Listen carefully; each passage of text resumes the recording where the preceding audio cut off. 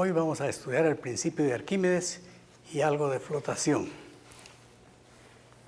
Para ello debemos recordar que todos hemos visto barcos flotando en el agua, globos flotando en la atmósfera, y sabemos que hay submarinos que pueden estar flotando o sumergidos. La situación es, ¿cómo podemos explicar ese tipo de fenómenos? Para ello vamos a estudiar el principio que literalmente dice: cuando un objeto está sumergido parcial o totalmente dentro de un fluido, este ejerce sobre el objeto una fuerza vertical de abajo hacia arriba, igual que el peso del fluido que es desplazado por el objeto. Para clarificar y explicar el fenómeno, vamos a considerar un recipiente que tiene un fluido completamente llenándolo, que está en equilibrio. Todo esto es fluido que está en equilibrio.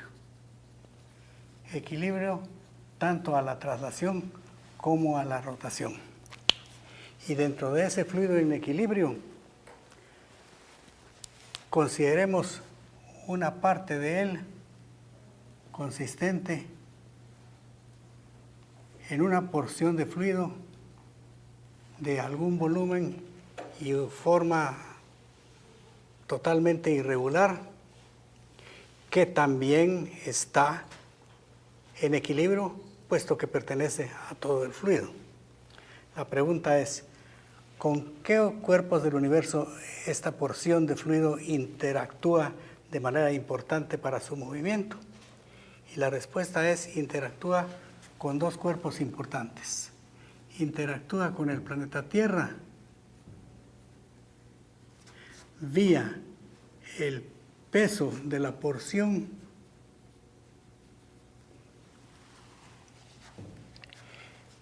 que se manifiesta en cada una de sus partículas, cada una de sus moléculas, y si queremos saber en qué punto actúa, sabemos que actúa en el centro de gravedad de la porción. Y aquí, vertical y para abajo, está el peso de la porción de fluido que consideramos. Y la otra interacción importante de la porción de fluido que estamos estudiando es con el resto de fluido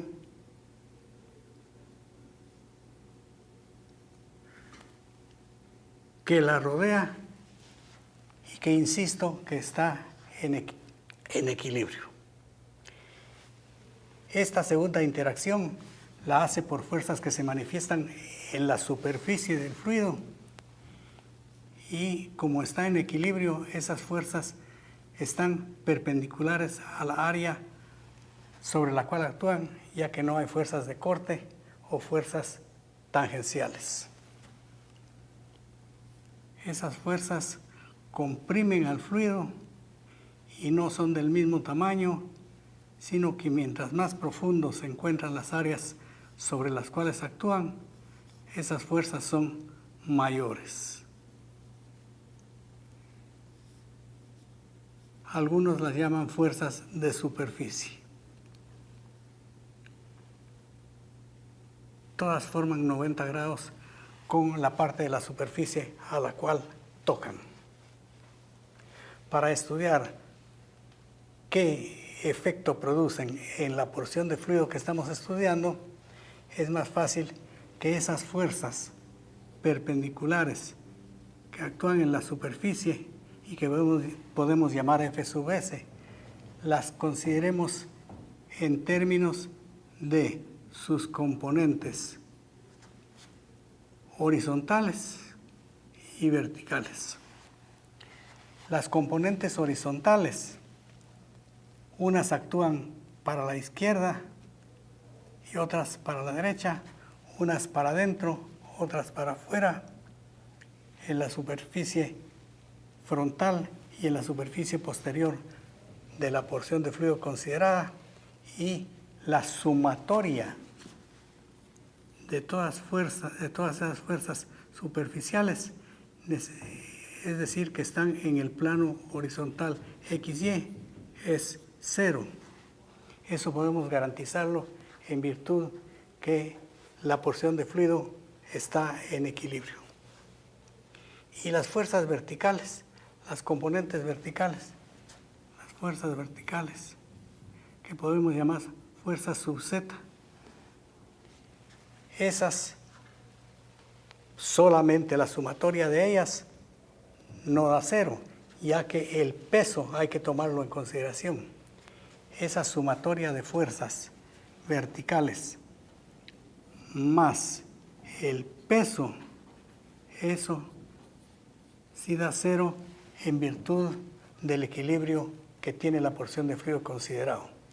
De suerte que si de aquí despejamos la sumatoria de fuerzas verticales, es decir, en el eje Z, que podemos designar por la letra F mayúscula, subíndice B, es igual al negativo del peso de la porción de fluido.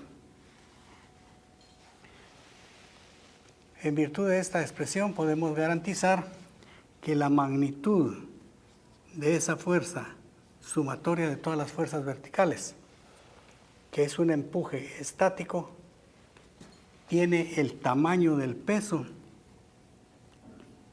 del fluido que constituye la porción, que puede ser dado por la masa de ese fluido multiplicado por la gravedad, y la masa de la porción es densidad de fluido multiplicado por el volumen de la porción y multiplicado por la gravedad.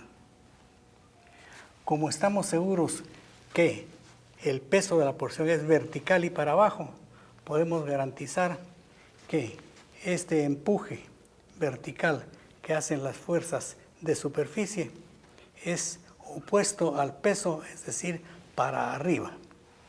Y eso explica en parte el empuje vertical o empuje estático o empuje de Arquímedes. Sin embargo, debemos de pensar dónde actúa ese empuje. Como se trata de porción de fluido dentro del mismo fluido, pues actúa en el centro de gravedad de la porción. Sabido esto, ya estamos en posibilidades de pensar qué ocurre si en vez de la porción de fluido que estamos analizando, pensamos en sustituirla, en reemplazarla por un cuerpo cualquiera que tenga el mismo volumen y la misma forma.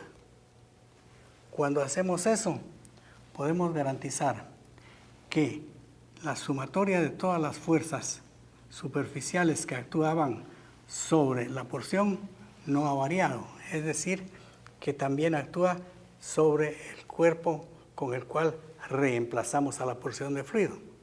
Es decir, que el empuje estático o empuje de Arquímedes continúa siendo el mismo. Sin embargo, el peso del nuevo objeto que colocamos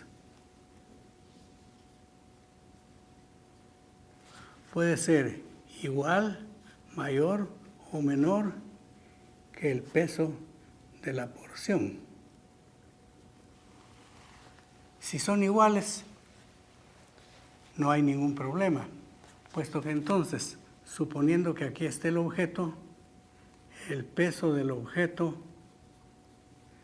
es vertical y para abajo, y el empuje estático es vertical y para arriba, entonces suman 0 y el objeto va a quedarse en reposo.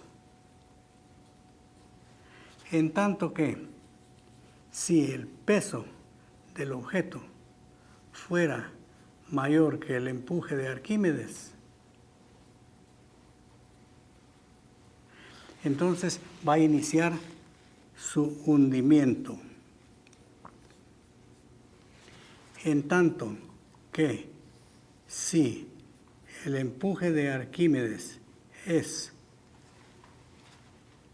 mayor que el peso, o dicho de otra manera, el peso del objeto es menor que el empuje de Arquímedes, entonces inicia su ascenso y comenzará a flotar al llegar a la superficie. Sin embargo, debemos de recordar que el peso del objeto actúa en el centro de gravedad del objeto, que no necesariamente coincide con el centro de gravedad de la porción que habíamos considerado. Si caen en la misma vertical, el centro de gravedad del objeto y el de la porción inicialmente considerada, entonces no hay mayor cosa que explicar. En tanto que si el centro de gravedad del objeto está en una posición distinta que el centro de gravedad de la porción, como el empuje actúa en el centro de gravedad de la porción, es decir, que la fuerza sub B está aquí, que es la suma de todas las componentes verticales de las fuerzas de superficie, y el peso del objeto está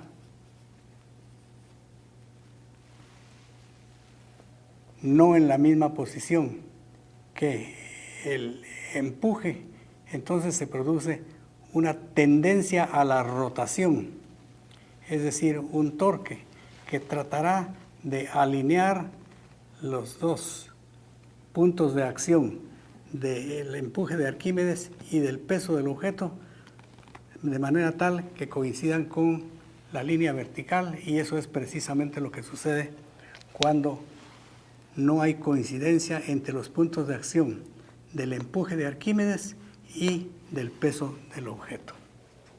Y ahora estamos en capacidad de resolver ejemplos.